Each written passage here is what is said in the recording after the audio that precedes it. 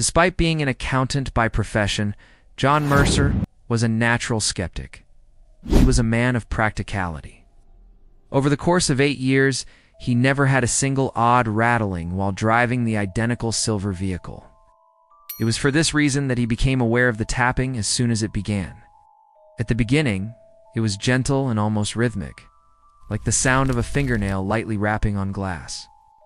Although he looked in the glove box, the trunk, and even beneath the seats, he was unable to locate anything. The incessant noise continued. If anything, it became louder and more urgent, as if something or someone was trying to get his attention as it continued to grow. None of the mechanics were able to explain it.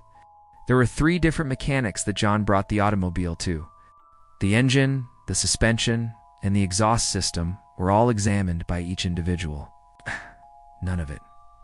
One person shrugged and said, "Perhaps it's just the wind." John, however, was an expert. The sound didn't seem natural. It was too intentional. In the middle of the night, as he was parked in his garage, he quieted himself by turning off the engine. Once again, the tapping could be heard coming from behind the rear seat. Tap, tap, tap. His body froze in the cold. The uncovering of his took a deep breath. He pushed the seat cushion up to his chest. Behind it was a rusty metal plate that was so little that it was almost unnoticeable. He used his fingers to locate a corner that was loose, and then with a firm pull, the panel was released. The first thing that struck him was a horrible odor, which was a combination of moist dirt and something metallic. Then he discovered it. The box was covered in oil-stained fabric and seemed to be rather little and antique. As soon as he touched it, the tapping ceased immediately. The investigation conducted by the police, John refrained from opening the package. There was a feeling in his stomach that warned him not to. Instead, he made a call to the authorities. When the cops came, they painstakingly pried it open with their canes. A human finger bone was found within, and it was ancient and yellowed. A silver ring that had faded away was still attached to the bone. Later on, however, the true terror arrived. This is the car's troubled past. It was discovered via the records of the police that John's vehicle had been owned by a guy called Elias Werner, who was suspected of being a serial murderer and had disappeared 10 years before. His victims were never located. Only their valuables was discreetly sent to the families of those who had been killed. It was determined by forensics that the bone belonged to one of Werner's victims who had gone missing. However, here is the most unsettling part. In the decades since Werner had vanished, the automobile had been sold 3 times. The tapping has never been reported by anybody else before. Unanswered questions and concerns: what prompted the tapping to begin today? What was the reason why only John heard it? Moreover, the most horrifying of all questions is whether the sound was a warning or an invitation.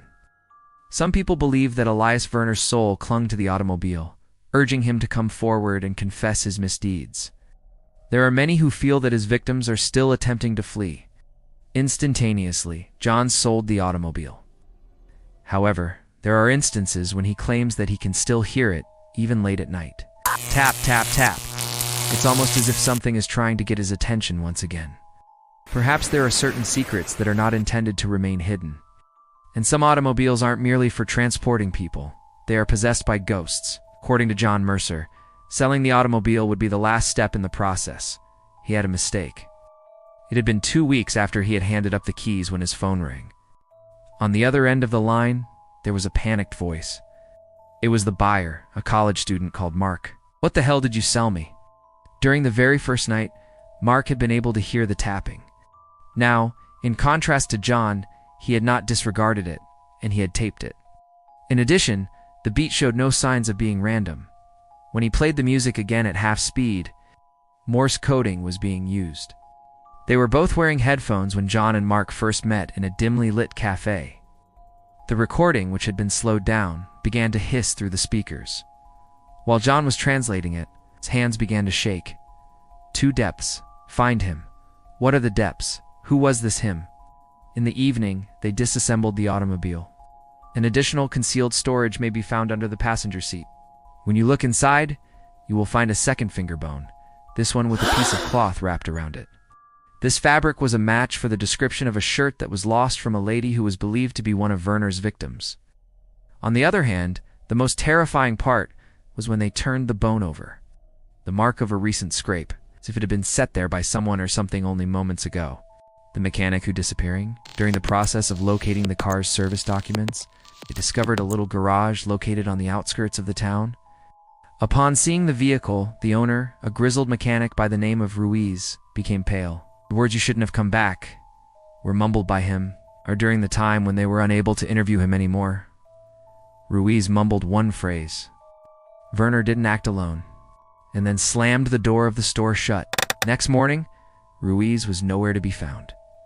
When he left, his garage was deserted, and the tools were strewn around as if he had hurried away. Written with grease and scribbled on the wall, "They watch." In the stillness that followed, John and Mark drove, the tapping becoming an ever-present presence. But just as they were driving by the ancient cemetery on Route 17, the radio in the vehicle began to crackle with static, and then it began to whisper. Wrong turn. John's hands caused the steering wheel to twitch in response. The headlights of the vehicle were able to beam through the fog. As it veered onto a gravel road, there was a person standing at the dead end. Not the Werner. A lady wearing a shirt that is torn, the same fabric that was used for the bone. Nothing came out of her mouth. However, the radio was it. He buried us in steel. It wasn't only that Werner had murdered his victims, he'd concealed them in automobiles. The frames of automobiles that have been sold and resold have their bones, their murmurs, and their tapping, and they are waiting for someone to listen to them at this moment. John came to the realization with a growing sense of dread. It was not only his automobile that was there. Immediately as the woman's shape vanished into the mist, the tapping began once more. This time, however, it sprang from the outside. According to the hundreds of automobiles that were parked along the route, tap, tap, tap, at the same time, the call of all. Mark took John's arm in his grasp. It is imperative that we inform the authorities. It is necessary for us to... John was transfixed by the vast fleet of quiet trucks, each of which was concealing a mystery. Every one of them is eager to be heard. He made a move to grab his phone. The radio broadcasted one last cautionary message. They don't want to be found. Then the headlights stopped working. After then, the real hubbub started. Not the taps, the scratches, as seen from inside the trunk. At the same time as the scratching in the trunk became more audible, John's fist squeezed the steering wheel. The scratching was furious and splintering like bone on metal. Mark made a desperate attempt to grab the door handle, but the locks automatically closed themselves. Make a click. It was a hissing radio. It's a fresh voice, as cliched as rust. You have opened the package. The burden is now on your shoulders. Then there was complete quiet. Not a single scratch was heard. Outside, John forced himself to go. Almost as if it were breathing, the lid of the trunk shook slightly. After uttering a curse, he opened it up again. It is empty. The only item that was missing was an old and tarnished automobile key that was laying on top of the spare tire. Evie was engraved onto its bow in the form of 2 letters. This is Elias Werner. Under the light of the moon, Mark grasped it and turned it around. This does not come from your vehicle. It is a thump in the distance interrupted him. They turned their heads in the direction of the sound. A pair of headlights suddenly turned on as they were driving down the road at the junkyard that they had just passed. An outdated boxy vehicle, a type that had not been produced in decades, was parked with the driver's door halfway open. We are waiting. The junkyard was a labyrinth of dead bodies, with automobiles discarded, heaped, and abandoned. On the other hand, the car stood out, its chrome glistening as if it had been very recently polished. Inside, the upholstery was clinging to the odor of decay that was there. Raw scratches could be seen on the dashboard, and claw marks could be seen emanating from the glove compartment. John forced the door open. The following is written in unsteady handwriting on a cassette tape. Play me. The deck was moved into place by Mark. Static, followed by a breath that was moist and rattling, filled the automobile. Werner's voice hushed. You're getting closer and closer now. But the assembly line never ends. The sound of gravel crunching outside. Ruiz, the missing mechanic, was standing 10 feet away from them, his overalls splattered with grease and grime. They turned around just in time to see him.